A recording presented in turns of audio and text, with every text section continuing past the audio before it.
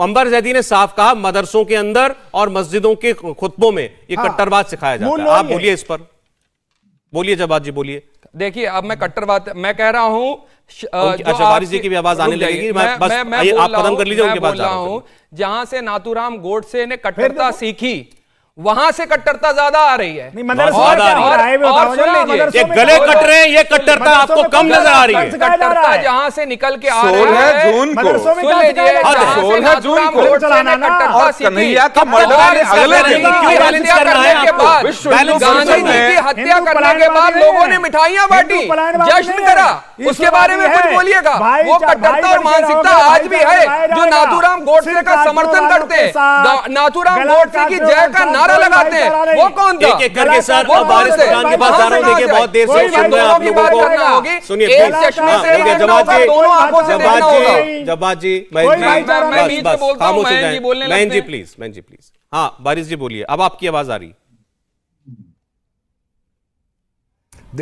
देखिए सौरभ भाई, मैं दो बात का जवाब दूंगा। पहले तो ये आरिफ मोहम्मद खान ने जो कहा उन पे, तो मैं ये कहूंगा कि वो एक नंबर के झूठे इंसान है, अपनी सियासती कुर्सी बचाने के लिए इस तरह का झूठा बयान दे रहे हैं। मैं पूछना चाहूंगा आरिफ साहब, बताइए मुझे उस मदरसे में अपने साथ लेकर चलिए जहां पे सिखाया जाता है कि इस तरह की वायलेंट काम करो। बताइए मुझे, कहीं पर भी उनके पास जवाब नहीं होगा। तो इस तरह की बातें करके देश के अंदर और इस तरह की नफरत मत फैलाइए, मैं उनको कहना चाहूंगा। बात नंबर 2, सौरभ भाई, कुछ दिनों से मैं देख रहा हूं नुपुर शर्मा का जब से हुआ है ये एपिसोड, भाजपा के प्रवक्ताओं ने आना बंद कर दिया है टीवी की डिबेट पे। मुझे काफी सारे सवाल करने हैं, तो भाजपा के जो चाहने वाले हैं, उनके आइडियोलॉजी वाले आपके डिबेट में बैठे हुए, मैं उनसे सवाल कर लेता हूं। जैसे कि हमारी बहन अंबर जैदी बैठी हुई है, कि बताइए मुझे, जो उदयपुर की घटना में जो आरोपी है उसके तो तार सीधा सीधा बीजेपी के साथ है, तो इंक्वायरी होना चाहिए कि नहीं बीजेपी के ऊपर। बात नंबर 2, आज जो एलएटी का आतंकवादी पकड़ाया है वो तो सीधा सीधा बीजेपी का आदमी है, तो उसकी इंक्वायरी होना चाहिए कि नहीं। तो हर जगह से तार जुड़ के तो बीजेपी की तरफ आ रहे हैं,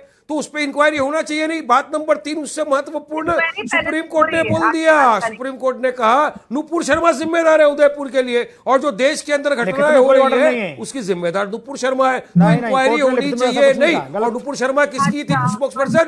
बीजेपी की, भाजपा की। मैं एक उदाहरण देना चाहता हूं, 10 दिन बाद वारिस साहब आपकी बात खत्म हो गई तो मैं, वारिस साहब मैं इनके बाद आप बोलिए, एक सवाल है मेरा उनसे। वारिस साहब की बात खत्म हो गई तो आपको याद होगा, मुझे याद नहीं, कुछ साल एक दो साल हो गया, उससे ज्यादा हो गया, कोरोना से पहले की बात है, मुझे एग्जैक्ट डेट नहीं याद, शायद सीएए के वक्त की बात है ये, जब प्रोटेस्ट चल रही थी। असदुद्दीन ओवैसी साहब मंच पर थे, मुझे शहर भी याद नहीं है फ्रैंकली स्पीकिंग, शायद महाराष्ट्र का या दक्षिण का कोई राज्य था, वहां वो सभा कर रहे थे। उस सभा के अंदर एक लड़की आती है मंच पर और माइक पकड़ती है और जोर से चिल्लाती है, पाकिस्तान जिंदाबाद, पाकिस्तान जिंदाबाद, आपके मंच पर ओवैसी साहब की मौजूदगी में। तो क्या मान लिया जाए कि ओवैसी साहब, वो ओवैसी साहब के दिल की बात दोहरा रही थी, पाकिस्तान जिंदाबाद? नहीं ना, ओवैसी जी ने तो इनकार कर दिया, जबकि मंच ओवैसी जी का था। वो लड़की को, वो आई थी वहां पर, उसको उसी वक्त ओवैसी साहब ने रोका, नहीं पता था कहां से आई, और उसको बाद में अरेस्ट भी किया। ऐसे ही आज बीजेपी वाले बोल रहे हैं हमें नहीं पता कौन है, आके फोटो खिंचा के चला गया हमारे साथ।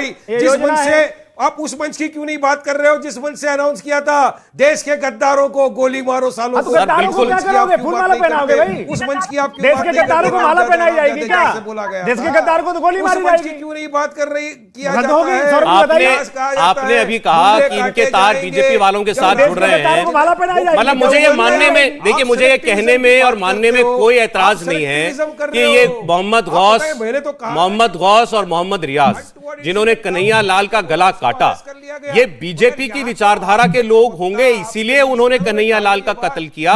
ये बात मैं क्या, कोई भी आदमी सुनेगा तो हंसेगा। आतंकवादी हैं, बाकी फोटो निकाली, माला पहनाई, कुछ किया, वो आप राजनीतिक आरोप लगाते रहो। सुप्रीम कोर्ट के जजेस को पूछिए सौरभ साहब, मैं सुप्रीम कोर्ट के जज साहब, फिर अब मैं फिर कोट कर देता हूं जस्टिस वर्मा को, जैसे आपके लीडर ने किया था। Supreme Court is supreme but not infallible, और सुप्रीम कोर्ट को उन जज की ऑब्जर्वेशन वापस लेने के लिए पिटीशन किया जा चुका है। सुनिए बोलिए। सुनिए, सुप्रीम कोर्ट का ऑब्जर्वेशन आया जकिया जाफरी के केस में। जकिया जाफरी के केस में जो ऑब्जर्वेशन किया, तो फिर हमारे होम मिनिस्टर अमित शाह जी ने एएनआई को इंटरव्यू दिया। उसके बाद में तीस्ता सेटलवाट को अरेस्ट किया गया, वहां के एक पुलिस ऑफिसर को अरेस्ट किया। तो ऑब्जर्वेशन बहुत मायने रखता है, आप ऑब्जर्वेशन को कम नहीं समझिए। और अभी ठीक है। इतना बड़ा ऑब्जर्वेशन है, ये स्ट्रिक्चर है, स्ट्रिक्चर। ये भाजपा के अगेंस्ट है कि आपकी प्रवक्ता बाध्यकारी की आदेश वजह नहीं से होता ऑब्जर्वेशन। देश का माहौल खराब हुआ है। इंडिया टीवी हर वक्त हर जगह डाउनलोड करने के लिए सर्च करें India TV news Google play store या ऐप स्टोर पर।